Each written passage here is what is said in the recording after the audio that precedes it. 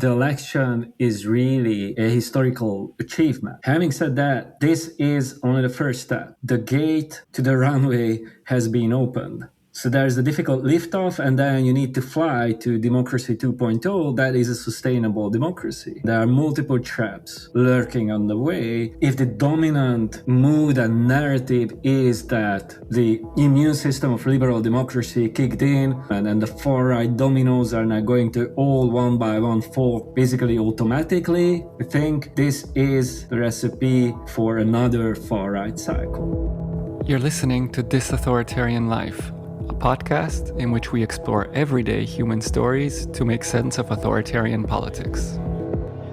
My name is Kristóf Szombati. And I'm Erdem Evren.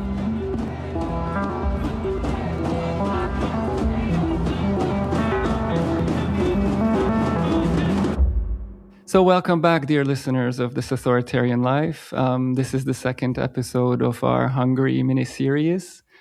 In the first one, I analyzed kind of the stakes of the election and the campaign, but now that the results are known, I thought that we should do an episode where we analyze what happened and look ahead, both for Hungary, but also more broadly for the radical right-wing forces in Europe, and perhaps also about the left a bit, which has disappeared from the Hungarian scene at this point, at least as a parliamentary force. And I knew who I wanted to invite for this because I have a very dear friend, Gábor Scheiring, with whom, well, we know each other since at least 20 years.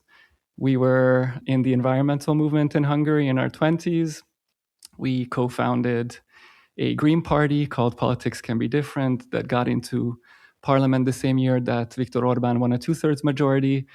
Gábor was elected into parliament, so he spent 4 years fighting this unexpected authoritarian wave.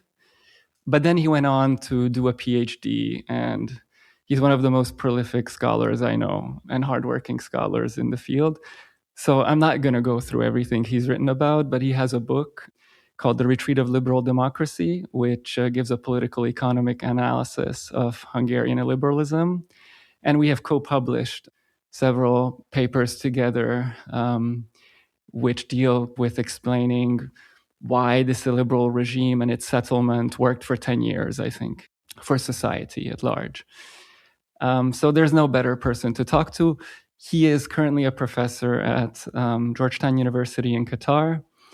And I guess we'll just jump right into the middle of the conversation. To start, we need to just very briefly summarize the election results before we start picking them apart. So we know that this was a landslide victory by the opposition Tisza party, which was led by Orbán's new charismatic and much younger opponent, Péter Magyar. I personally was surprised by this 2/3 majority. We're going to get into if Gábor was surprised or not. But yeah, if you look at the parliamentary arithmetic, looks like the new governmental party, Tisza, has around 137 out of the 199 seats. This may move up one or down one, but it's a stable 2/3 majority, meaning they can change cardinal laws, amend the constitution, perhaps even write a new constitution. It's the same kind of very broad mandate that Fidesz received in 2010. And Fidesz, I think, has 55 seats in the new parliament. And there's a third small neo-fascist party, extreme right-wing racist party called Our Homeland, which made it into parliament with 6 mandates. So I think it's similar to, they also had 6 mandates in the last parliament. So it's a parliament that has 3 right-wing parties. Tisza has a broad appeal, we'll talk about it, but nevertheless, it's a new setup. So Gábor, I think the first question I want to ask you is this, which I already alluded to. I said I was surprised. I was very cautious about this. Were you surprised by the results? Well, let me first begin by saying thank you for inviting me to this amazing podcast. I've been listening to it, listened to all of your episodes, and I think you're really doing a great public service here with this continued conversation. So thanks for having me. Well, on the one hand, I was surprised. I mean, I think the number of people in Hungary who truly believe that this is, and were convinced that this is possible, was limited. And even if people were kind of hoping for this, and somehow the rational sides of the brains knew that this is possible, there was such a fear that Fidesz would manipulate the elections and all the little and not so little dirty tricks that they been using to till the playing field would not allow this to happen. Having said that, I remember our conversation a few weeks before the election where I said I think I would have thought that Tisza and Péter Magyar's party would win, and there's a slight chance even for a two-thirds majority. I mean, just based on the latest polls at that time around the end of the campaign, this was certainly something that looked realistic. But then there was this constant fear, that even if the polls shows, you never know how much actually Fidesz voters would hide their party preferences. These were all open questions. And we're still last time I checked, the number of seats one has gone over to Fidesz. They still within the two-thirds majority, over the threshold for that, but there's still a few votes to be counted. I think most of those, if I understand it correctly, are now coming from people like me, that is people who voted abroad and are not the historical Hungarian minorities around the border. I think those votes have already been counted, who lean towards Fidesz extremely. So maybe that's the thing that tilted one seat over to Fidesz. But I think the last remaining few thousand votes will be coming from Hungarian expats, and most of them, I think, are strongly against Fidesz. So I would be strongly surprised if the quality of the results would significantly change. I think it's safe to conclude that the new majority of Tisza will be a qualified constitutional supermajority.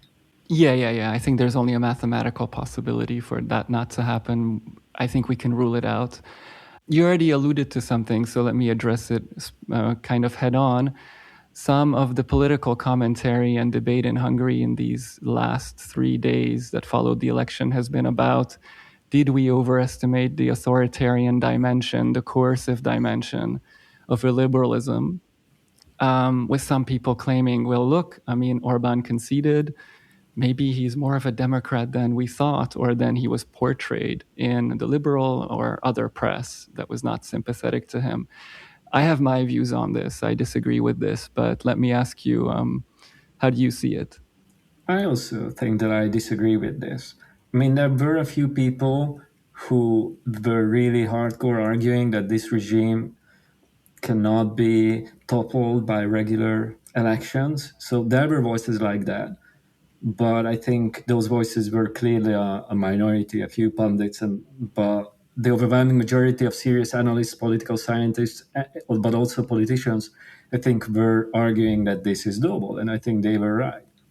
Now, being able to win the election is not equal to we are living in a democratic system, right? So the most minimal definition of democracy is free and fair elections. And by all counts, none of the elections in the past 16 years were or 14, let's say 2010 was still fair, more or less. So none of these elections since 14 were fair.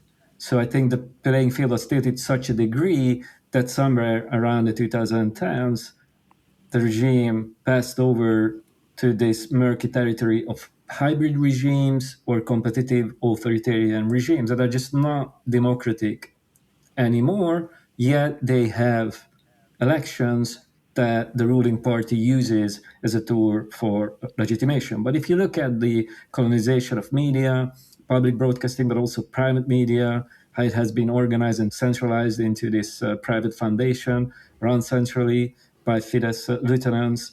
If you look at independent institutions from the prosecutor's office to the central bank, everything is run by Fidesz loyalists. If you look at the resources available for Fidesz, I remember, I think it was when the first anti-Soros campaign was launched. Fidesz spent within a few months or maybe even weeks more on that single campaign than the total budget of the whole opposition. That was the mid-2010s. Right. And it's yeah. gotten worse ever since then. So I think, It's gotten... labor unions repressed. There was, regular changes to the operation of party financing. People were harassed. These constant campaigns against journalists, NGO people, even polling experts.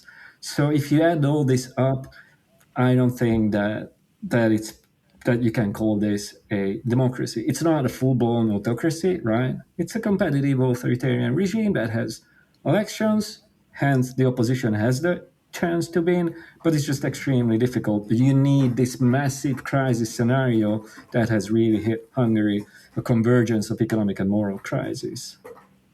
I mean, let's also recall that in the last few weeks, we also learned that the secret services had been, a unit within the secret services that answers to the propaganda minister was tasked with infiltrating the Tisza party's digital infrastructure and to basically undermine their campaign. So yes, that shows that we see kind of the emergence of a party state formation. I mean, something that just relies more and more on coercion and less on consent. And I think even when we've written together about this and thought together about this, this was one of the things we began seeing this, if we use Gramsci, that there's always a consensual element in governance, but there's also a coercive aspect in all regimes. But this regime's particularity or trajectory was just like Turkey and Russia. I mean, there's a slide towards coercion. But there's a question of why that becomes necessary. So let's look at the roots of this defeat, I would say. Because for a while, both you and I thought that this political settlement that illiberalism made with society was working quite well. For 10 years, they were riding this big kind of economic post-recession recovery wave. It allowed them to bring German capital, later even East Asian capital into the country, manufacturing capital first and foremost. And, both you and I, who had done also fieldwork, saw that people who, were really fed up with the crisis years that characterized the last years of left liberal governance really were thankful to Fidesz that they've had stable jobs, even if these jobs never paid well. And we saw that if you look at real wages and consumer power, if you look at those statistics, Hungary has really disconnected from the rest of the pack. So, but looking at this internally through the eyes of people who were affected, this thing was better than what preceded it in many ways. And then something happened, which was COVID, and then, of course, the Ukraine war, and this whole economic side of the settlement collapsed. But I guess, let me ask you: do you also think that the economy was kind of the main reason for discontent kind of reaching this level, or what else should we be looking at when we're trying to think what happened? So I think the economy is really the foundational aspect here, but it's not enough in itself, right? So it never determines political outcomes. I think it's a convergence of economic, moral, and political factors. But I do think that the economy was sort of foundational. And there is a very interesting parallel in how the pre-2010 regime exhausted and then how Orbán's regime reached the end of its model. And it's more or less the same economic model. It's this dependent economic model that tries to keep wages low, doesn't really want to tax foreign export-oriented manufacturing capital, and hopes that the inflow of capital will generate export revenues, and that's it. That's the economic engine of the country. Now, Orbán tweaked the model a little bit. He made a little bit more room for national capitalists. So that's there. Some of those were clearly cronies, but I disagree with those assessments that say that Orbán's regime was only corruption. He also like kind of distributed subsidies and economic opportunities to a broader segment of the economic elite, both in the capital, but especially if you look at provincial, medium-sized towns and former kind of industrial towns. There you have a local kind of small and middle-sized entrepreneurial strata, the kind of the local bourgeoisie that benefited really big from this regime. And that was an explicit aim of the regime, to kind of emancipate the national capitalist class and invite them into the ruling coalition to kind of manage the country's affairs. So that was a kind of an important half turn, an economic nationalist half turn. And initially, workers also like this. They believed that the biggest problems of the country come from being colonized by Western capital and the haphazard privatization process that led to massive deindustrialization and kind of this wage stagnation. So they kind of bought into this narrative that this economic nationalist package will also improve their situation. And as you were saying, Orbán was rather lucky because from 2013 on, there was this upward cycle throughout Eastern Europe, which also lifted all boats, so to speak, in Hungary as well. Although he was redistributing extreme amounts of money upward, there was at least economic growth enough that everyone did benefit. And furthermore, he strengthened the state and created the impression that, as opposed to the previous state that kind of withdrew and only served the elites, under Orbán, he created this protective state where the nationalist elite would protect everyday citizens, both economically, but also would kind of protect the moral order.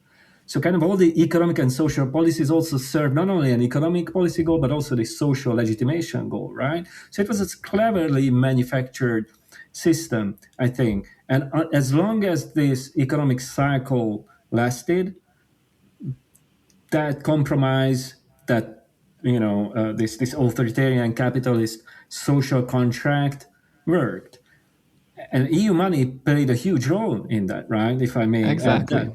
So throughout the 2010s, German corporations, but not just German, the Western capital also benefited big time, not only from subsidies, but also the EU funds that were distributed throughout Hungary through public procurement.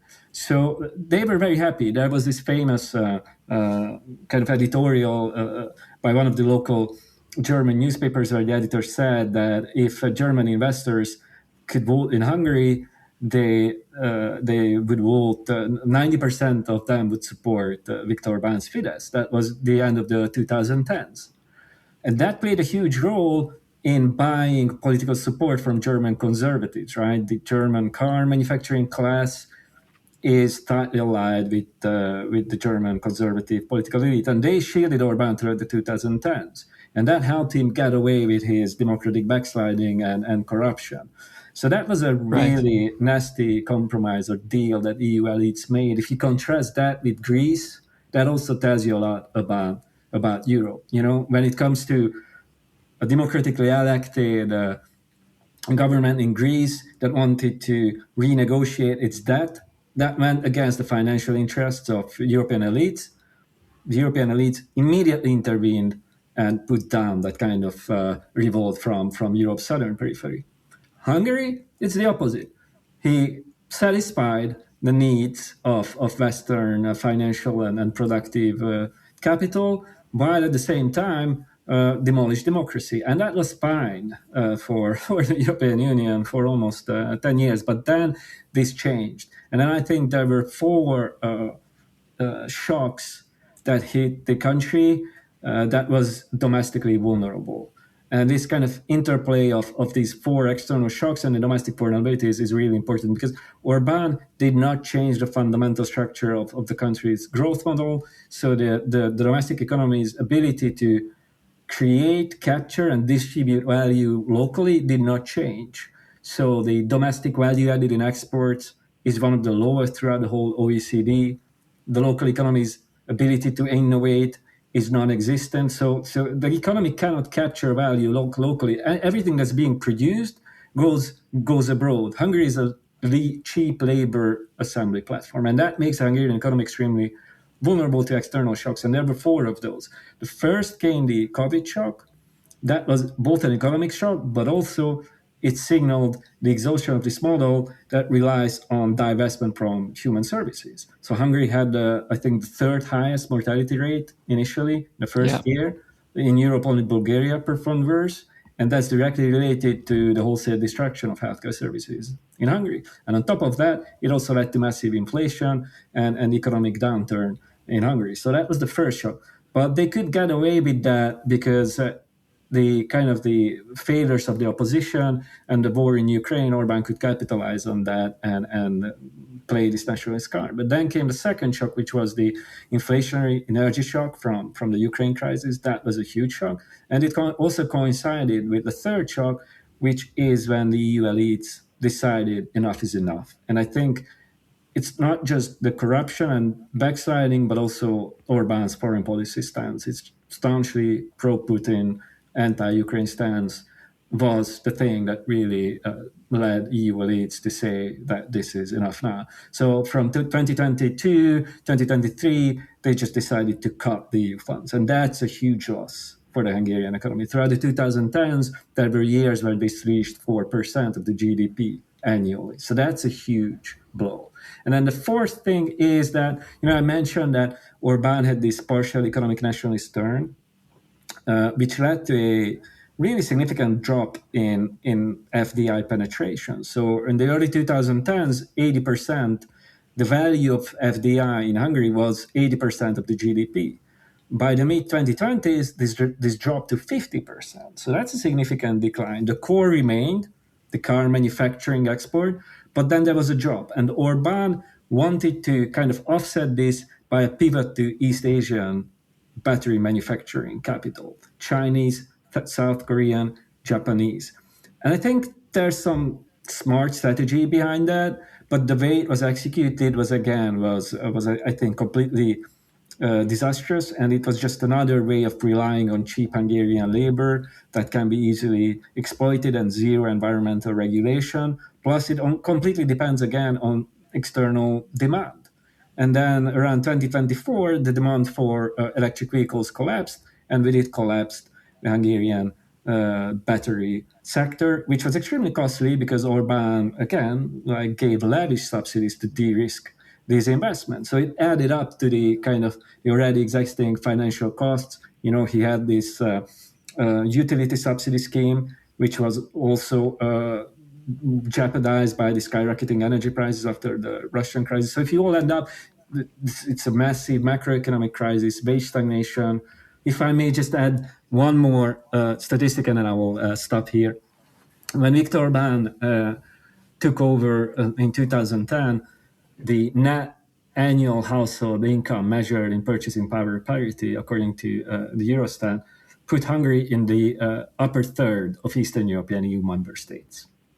By 2025, Hungary was the last among all Eastern European EU member states in terms of net median household income. So that just summarizes really perfectly the performance of the Orbán regime. The regime was really fabulously capable of generating wealth for the upper strata, but then it was not able to generate long-term sustainable inclusive growth that would also lift the working class and lower classes.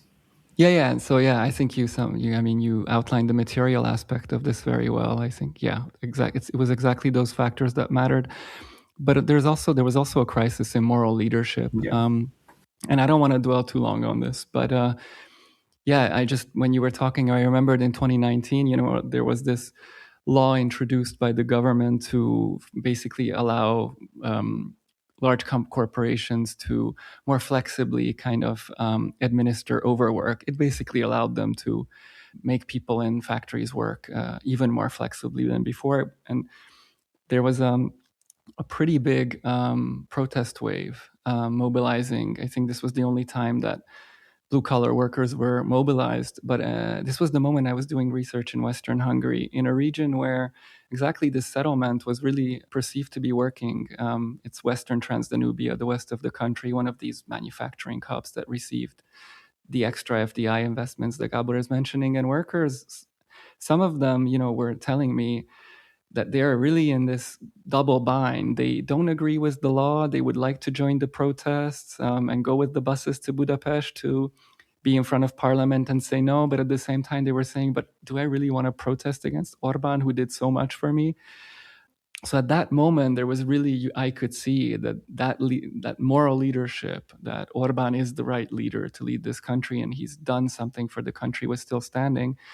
Fast forward a few years, if it would have happened then, I'm sure that protest would have been, I think, much, much bigger. And if you look at the results, I expected Fidesz to hold much better in the industrial boom towns like Kecskemét, where Mercedes is, Debrecen, where, as you said, most of the Chinese battery companies, but other German car manufacturing, BMW is there. And Fidesz lost these places massively. So it's at this point, I think, it's more the rural core, even of these more industrialized regions, that is still to a large extent with Fidesz. And let me pivot here to the future, because I think that's also at least as important to talk about. Can I just? Yeah. So I fully agree with you. When you mentioned moral, and I also mentioned this initially, and I think it's also really important that you have all these crises, and Fidesz long lost the urban professional class, but by the 2020s also started to lose its core, this kind of working class base in provincial towns. And most Hungarians and Eastern Europeans don't understand what this means, but if you look at the statistics, 60% of Hungarians are workers, either production or service sector workers. 60% of Hungarians. So that just tells you all. So that was a clear constituency of Orbán. But the real wage stagnation, inflation, skyrocketing inequalities, the quality of public services has started to erode that base. And that's really when Orbánism started to really exhaust. And then on top of that, you also had the kind of the crisis of the regime's moral core and also political imagination, right? When you have people on the one hand who cannot pay the bills at the end of the month and go to these dilapidated public hospitals, and at the same time see these regime loyalists leading these exuberant lifestyles, that really angers people. And then on top of that, you had this child abuse scandal at these very underfunded public social institutions. So that was really a kind of a perfect storm situation where you not only had the economic exhaustion, which was not just an abstract kind of issue of numbers, but it was a very lived experience. And it also kind of obtained a moral grammar to this very stark contrast of abused children and collapsing hospitals and the regime's loyal elites.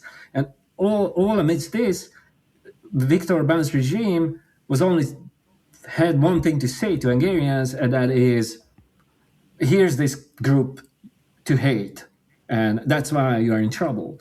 One year it was minorities, either sexual minorities or migrants. The other year it was, Ukraine. There was always someone to hate, but there was no other political agenda to offer. So that's, I think, this convergence of the collapse of political imagination. Also, if you look at the quality of the way they communicated, I think they just got tired and lost touch with reality. So I think that kind of this toxic convergence that really brought them down. Yeah, there wouldn't have been this deep political, crisis of the regime without this very important moral component. But I also think that, reading the pundits who are very rightly celebrating, I think, the fall of this regime, I also have the feeling that maybe they do tend to a bit overplay the crisis of Fidesz, which is clearly there. We just talked about it. But often now the commentary is, that this is a one game, this is a full-on regime change, as if these 16 years could be made to disappear in a matter of months. And I am quite skeptical of that. I mean, if you look, Fidesz held, they still have 40% of the vote in many districts, not the more urbanized ones. There it's between 30 and 40. And the capital, they're below 30. So it's a disaster for them. But I don't know, what's your view on this? I have the feeling that people underestimate the difficulties that the new government could face or will face. So we should talk about what these are, I think. But B, also Fidesz's hold on still certain key groups, mostly rural voters. I don't know which of those we should start with, but if you want to address any of them, let's do that.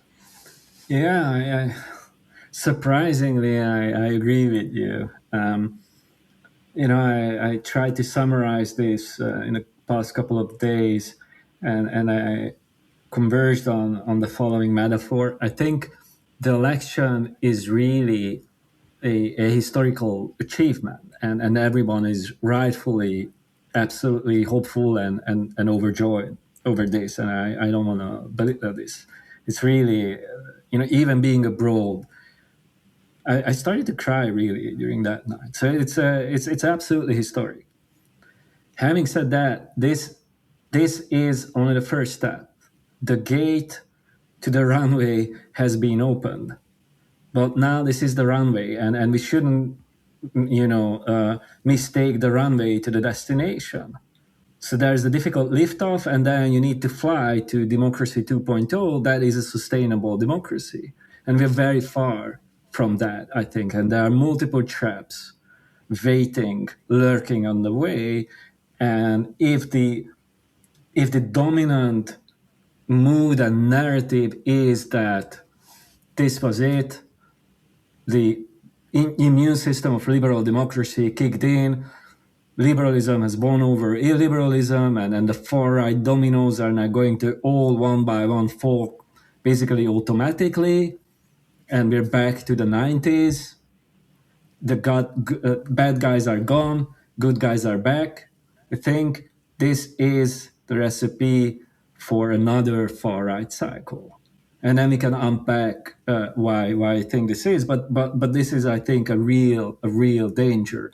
And let me, before we get to why this is a risk in the case of Hungary, let me just mention a few other examples. Talking about Hungary, this is Eastern, where some of the first modern illiberal leaders were elected. Chief among them, Vladimir Mečiar in the 90s, also supported by provincial workers who were afraid of the social impact of the economic liberalism of the 90s. So it's the same kind of political and economic cocktail. He lost and was kind of defeated by a pro-European grand coalition of liberal and conservative, moderate conservative political parties, big hopes. Everyone believed that Slovakia is back on track towards democracy. They had roughly 10 good years or 15 good years, and they squandered it. They implemented a textbook-style IMF stabilization program, hunger strikes. They systematically decimated their own social supporter base, and the same economic frustrations that kind of held up the Mečiar's political social coalition led to the rise of illiberalism in Slovakia again, this time under the leadership of Robert Fico. And he is now the Prime Minister of Slovakia again. So if you look at the UK, the political class behind Brexit collapsed. Keir Starmer was elected with this ideal, typical centrist mandate, engaged in micromanagement, complete visionless governing, spiced up with a little austerity here and there for you. So it's a classic textbook kind of centrist agenda. Look where he is now. Labour is collapsing, and the far-right Reform UK is leading. So these are just two examples that there are these centrist corrections after illiberal episodes. And if we think that then history is back to kind of the end, the end of history is back, I think this is a huge mistake. And there's a risk that if the main strategic thinkers behind this new government and pundits will read this as kind of, democracy is back in town, bad guys out, good guys in, that again can really backfire. Yeah. I mean, many people think, I think, the Slovak example you gave is good, but most people try to create comparisons with Poland. And there is a very kind of positive case to make that, now, as opposed to Poland, where they're struggling with the constitutional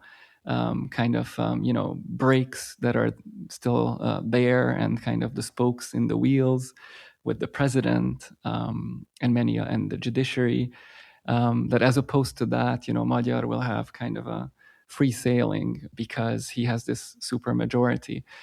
But my sense is that yes, maybe on the legal political level, it will be easier, although it probably won't be easy. But the more difficulties I see is on exactly holding this coalition together, which is very, very broad. It's a very broad electoral coalition. And the coffers of the state are pretty empty. And if I look at Tisa's manifesto, I don't really see them, of course, making difficult redistributive choices. They're basically saying we'll keep the best of Fidesz's policies, but we'll also, they're just saying anyone will benefit. Yeah. Exactly. Like, we'll bring in some other things that Fidesz didn't do, but we won't change the tax system, or not drastically. So this is the main squeeze I see. I mean, that can't hold. They're saying with the new EU funds, when they will be back, it'll kind of, solve this problem. But this fiscal squeeze seems to be, at least for me, much more structural and deeper. What do you think? So I think there are some reasons to be somewhat hopeful, but then I will also get to why I have some serious doubts. And just briefly, first, I think, as you said, the new government has immense political and also symbolic capital. Péter Magyar is the new guy in town who has defeated Viktor Orbán. That's an extreme, dense, kind of strong symbolic capital, right? Second, he has this constitutional supermajority, so he can change things. Third, he has a sort of fast track to economic recovery, at least in the short run. Just tick a few rule of law and anti-corruption boxes, and then at roughly 20 billion euros in EU funds will start to flow in, and then the economy will at least recover in the short run. So there's in the short run, I think they're kind of covered. But this is EU funds. We've been there already twice. That's not a sustainable growth model. And they're talking a little bit about, upgrading and whatever, but I don't see the kind of the developmental vision, the transformative economic, industrial and social policies that would really put Hungary on a different economic model that would aggressively push domestic capital up the value chain, would increase their capability to innovate, and would aggressively push Hungarian wages upward. I mean, they have some good ideas, increase spending on healthcare, but there's also this vagueness that you're describing that they don't want to really change the foundations of Orbán's economic model. The flat tax will stay intact, although they will introduce something like a tax holiday or tax break for low-income citizens, but they don't really want to increase taxes on upper-income Hungarians. They talk about, at least in a program, they mentioned some form of wealth tax for the super wealthy. I don't think that brings in really significant income or revenue. So I don't see the kind of the really creative thinking there. And they have some time, but this is one risk. So that kind of economic model, if Hungary gets stuck in this low-wage assembly platform model, then economic frustrations will be back. The EU fund is a sugar rush. That's a short-term solution, but it's not a long-term plan for economic upgrading. So I think that's risk number one. And the same way that Orbán rose the first time because of economic frustrations, maybe it won't be Orbán, maybe it will be someone else, maybe it will be over Homeland, maybe it will be, I don't know, some other party, but in a liberal populist cycle could ride the waves of economic disillusionment. There's also a second risk, I think, which is political, and that is related to the institutions. So on the one hand, Tisza is this coalition of everyone, and all the other political parties dissolve themselves to a Tisza. There's only Tisza, really, in terms of the democratic space. And that's, I think, a problem. Also, labor unions are fairly weak in the country. NGOs have been decimated by Fidesz. So if you look around the country, what we might call these countervailing institutions of social power that could hold economic and political elites in check, I'm not saying they don't exist, but they're weak. So there's only Tisza there, really, that has immense power now. But that could backfire. And on top of that, you also have these extra governmental fortifications of illiberalism that Viktor Orbán has built.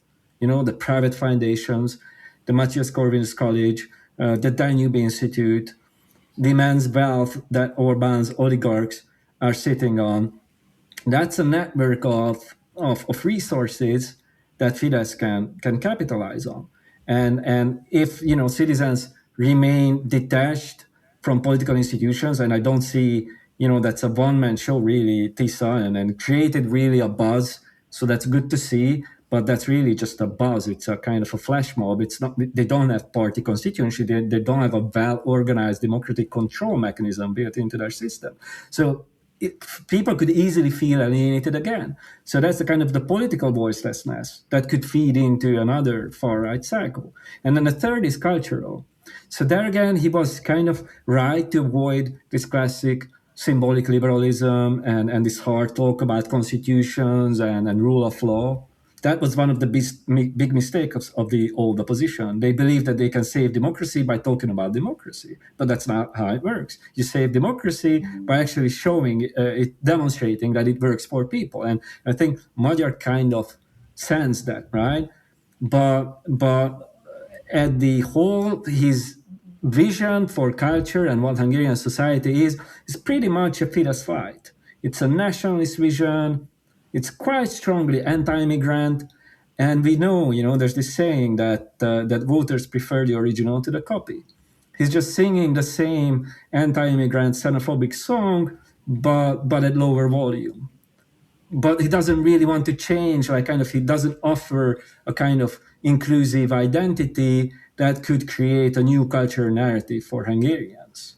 So that's there already, and if people will feel culturally alienated for whatever reasons, then that narrative will be there for the far right to mobilize again. So I think these are the three key steps. This kind of economic shock that could come and lead to economic devaluation for masses, the institutional problems that could lead to, again, to political voicelessness, and then there's the cultural problem, this cultural discontent that could be capitalized on by the far right. So if you add that, what I call the triple devaluation together, it's not diffused by a simple change in government. And I don't see the strategy really there to address that. Again, Tisza has time. They have immense political capital. They have the qualified supermajority, so that's good. They have some time to figure this out. But if the general belief is that, you know, democracy won and they won't have a transformative agenda, policies, and vision, it could backfire on the long run. Yeah, I mean, if we think back about the regime change of 1990, exactly these three processes emerged there. So, you know, exactly what you say. There was, of course, a massive economic shock. And then there was the problem of what you call political alienation, a feeling of abandonment by people, not being heard, not being represented, which is really strongly connected to this cultural identity issue. And there, the problem I noticed is that, you know, Orbán really was able to compensate for a long time the fact that his economic model was painful for, you know, blue-collar workers especially. He was really able to compensate that with this discourse that valorized labor. He was basically saying, I'm building a system for working people. You know, I'm one of them. I'm with you. it's your work that is building this country and so on. And I don't hear Magyar really being able to address that. He could learn how to do that, but for now, all I've heard is him being able to speak more to urban young crowds who are, of course, vastly disillusioned. And there he really has a feeling for it. And you see, I saw the vibe in Budapest among young people. I mean, he's a hero. He's among, the TikTok generation. But yeah, there are all these people who are living in smaller towns, and yeah, I see the main threat there, that Fidesz could claw them back if things don't go so well, and if Magyar, exactly as you say, doesn't have a strategy on these three levels. But yeah, let's give them time, and I guess we'll return to this conversation. We've been talking for 50 minutes. I think it's time to pivot outward and look at what this, as we described, a really celebratory and massive historical moment is playing out in Europe. I'm mostly interested in your view on what this may do to, Orbán's allies. Le Pen has an election next year. My Italian friends tell me that Meloni has actually been hit by being too close to Orbán, which I was surprised to hear. I could go on, but so there's this whole aspect of, it's a symbolic question. How will this impact the far-right tribe that is still riding big waves in Europe? And I guess we should also talk a bit about the EU, because now, all the pundits are saying, thank God the 90 billion will be there for Ukraine, which is true, I think, or Magyar will strike a compromise. But looking beyond that, like, what does this do to cooperation on the European level? Yeah, I mean, to answer your first question first, this is clearly a big symbolic blow, not just to the European, but the global far-right movement. Orbán has not just emerged as a key symbolic figure, but invested billions of US dollars in marketing himself as such. I have a study on this that shows just the transatlantic side of this and the immense amounts of energy, time, and money that was invested in building him up as not just one model, but the model, as Kevin Roberts, head of Heritage Foundation, once said. So symbolically, that's quite important. But then, symbols are symbols. So there's much more to reality than that. I don't want to completely brush this aside because this is an important moment, but you need strategies to organize society, and you need strategies that create credible vision and create credible policies and create majority social coalitions that can beat the far right. And that's just not, people can't eat symbols, so to speak. So I mean, I'm happy for this, but this is clearly, again, just one moment. I would add that this year will be, I think, very, very likely a year when in Europe and globally, the rise of the far right is going to stop, at least temporarily, right? So Orbán is out. Next, Trump is highly likely to lose the midterms this fall, and this combined is a huge blow, especially Trump losing. I always thought that beating Trump, so to speak, is easier than beating Orbán, but symbolically, he's really the heavyweight in this equation, right? So that's going to be another huge blow to the movement. But I don't think that this will end in itself, the movement, again, right? So if you look at the German political landscape, AfD is really pretty much up there. Reform UK, still the strongest party in the United Kingdom. If you look at France, how it looks, it's pretty shambolic. Democratic forces can't really agree on a viable strategy. The local governmental elections did not result in any clearly interpretable situation, but it also clearly did not result in a retreat of the far right. In fact, it consolidated it in medium-sized towns, right? So I think the only parts of Europe where pro-democracy forces are in fairly good shape is Spain on the one hand, and I think Pedro Sanchez is by far the most inspiring leader these days in Europe. And then you have Scandinavia, especially Norway, that still has this classic progressive coalition intact. The classic in the sense of you have the old working class and you have the new kind of urban intellectuals around Greens and kind of more progressive liberals, and they create a majoritarian social coalition, and that's there. So that's a kind of a more diverse social coalition, but it's clearly a progressive social coalition that is able to keep the far right down. It's there. The Progress Party from Skitspartite is there, but it's weaker compared to many other parts of Europe. And there's Spain, where again it's more like a competition between Podemos and the Socialist Party in Spain. They also cooperated, and that kind of the mainstream socialists learned to kind of innovate from the new left challengers, and that really allowed Sanchez to become a dominating figure in Spanish politics. So these are, I think, the great recipes. We have a bunch of these center-right forces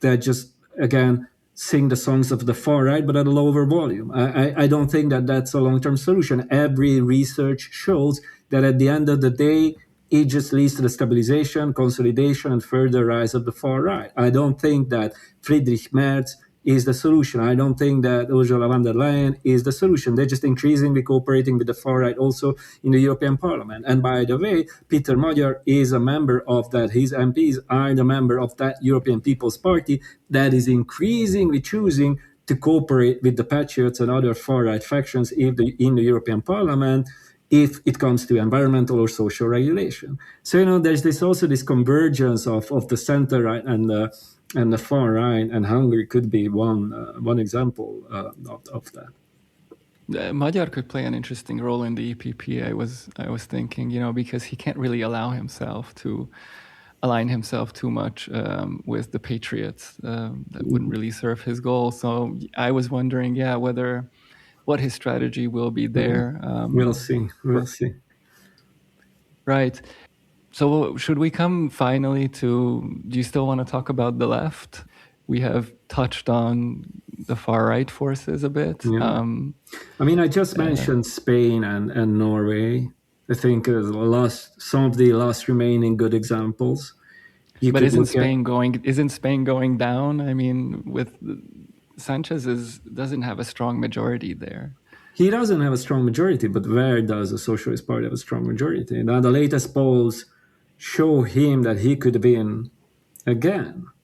And even if he doesn't win, he has certainly been able, more than any others, to stem the rise of the far right. So I would still consider it as a good example. And in terms of leadership at the European level, he's clearly, at least has a vision, right? Is clearly talking a values-based language. There's something similar in Uruguay, by the way. I know little about it, but I've researched it. And it's also this kind of Norway-style progressive coalition, including different styles of left-wing politics, that is really a kind of a dominating force in a country's political life. And it's a fairly stable democracy that also can manage decent social and economic upgrading. So it's a kind of inclusive developmental model. So there are examples of that.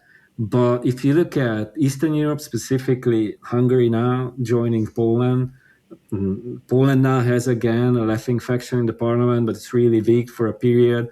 There was no left-wing representation in the parliament. Hungary, I don't even know how long I should check how long we should go back in time to find a session of the Hungarian National Assembly without any left-wing representation. It's a historic disaster in many ways. Also a kind of a slight chance, in a sense that, especially by the end, this party called Democratic Coalition, the party of the former prime minister, I think, played a huge role in the demise of the Hungarian left. And now that they received, I don't know how many times a blow, but this will be perhaps the last kind of nail in their political coffin, so to speak, but you never know with them. So that, in some sense, it also creates a kind of a possibility for a fresh start. But overall, I'm really pessimistic about this, because the organizational infrastructure is just very, very weak.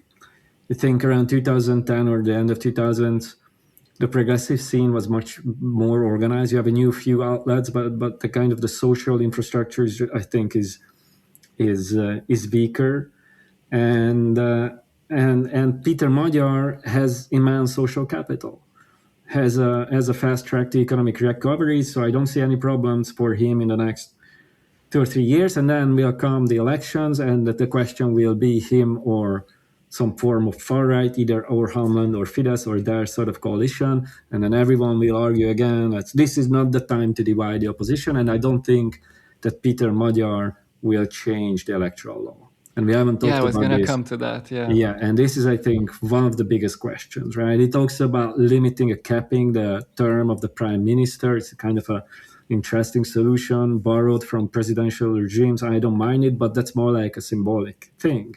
What matters in such systems is really how parliamentarians are elected. And the current Hungarian system strongly favors the dominant party. And currently Tisza is the dominant party. So they could win the overwhelming majority of parliamentary seats with 50-something% of the votes. So that is a very distorting non-proportional system. And as long as that stays intact, Hungary will have this quasi two-party system, and certainly will offer very, very little room for a democratic challenger on the left to emerge. But I do think it would be necessary. Otherwise, there's nothing to push Tisza into a direction that could kind of address these challenges that we were talking about. Right? Yeah, I think, I mean, a public debate is necessary on precisely this, because Magyar would commit exactly the same mistake that Orbán committed, with the boomerang coming back to him. You know, you think you're going to win, you think the electoral system is going to serve you as the dominant party, but it ends up kicking your ass, and you fall over. And if I'm thinking about, where disillusioned voters will go, and there will be some, because this is going to be difficult 4 years, right? If the economy, if geopolitics were in a different phase, I would say, maybe he can allow himself that. But just, making an argument against his own self-interest here, I would tell him, look, a left-wing challenger could help you stabilize your regime, or this new democracy that you're trying to build, because you surely want to prevent disillusioned voters from your camp to go back to our homeland or Tisza or Fidesz. So I think there's an argument to be made, but my intuition aligns with yours. If we look at what he said, he hasn't said anything about that. So I think, some public intellectuals should start pushing this debate. I mean, it sometimes happens that politicians go against their own self-interest. Sometimes you have that caliber. Politics at the end is really about power and organizing power, and there's nothing wrong with that. So if you don't push him, why would he concede power? Power only listens to power. That's why I'm talking about organized social countervailing power.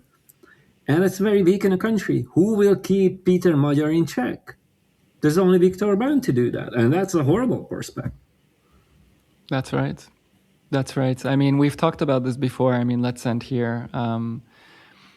We've both been involved, right, in these building green and left-wing infrastructures. So I guess my last question is the situation really as bleak as you described? Couldn't part of this youthful energy, especially young people who really look motivated now to change our country, be, mobilized for this kind of cause? It could be, but it would require, not just an organization. It would require leadership quality. That's something that I've seen fail again on the progressive side of politics in Hungary. So I don't see that kind of leadership quality. But we really haven't heard of Péter Magyar also before. So that person might be lurking in the background and waiting to jump on the scene. So this politics is very hard to predict in that sense. But with that regard, I'm I'm perhaps even more skeptical than with regard to the chance of at least consolidating some form of kind of simulated shallow democracy that's like doable for some time, maybe 2 terms, maybe he'll have a chance to win again. I think his political capital will carry him through to the next election, even if he doesn't manage to fix these or address these big issues. I don't know, maybe there will be something different in 4 years, 2030, but I'd be positively surprised if there emerged a new viable progressive alternative by that time. I think we'll have to wait a bit longer for that. I think there's a good chance that Péter Magyar will dominate the pro-democracy side of Hungarian politics for 2 terms now. It's close to 10 years. Let's see how it goes. Yeah. Thanks for the conversation. I hope that the conversation was intelligible and interesting also to outside audiences. Thanks for taking the time. Thank you very much again for this conversation. So that's it from us for today. Thanks for listening. Goodbye. We would also like to thank our contributors: music and mastering, Shai Levy; artwork and graphics, Polina Georgescu; editing, Vera Jónás; and our in-house communications advisor, Anna Szilágyi.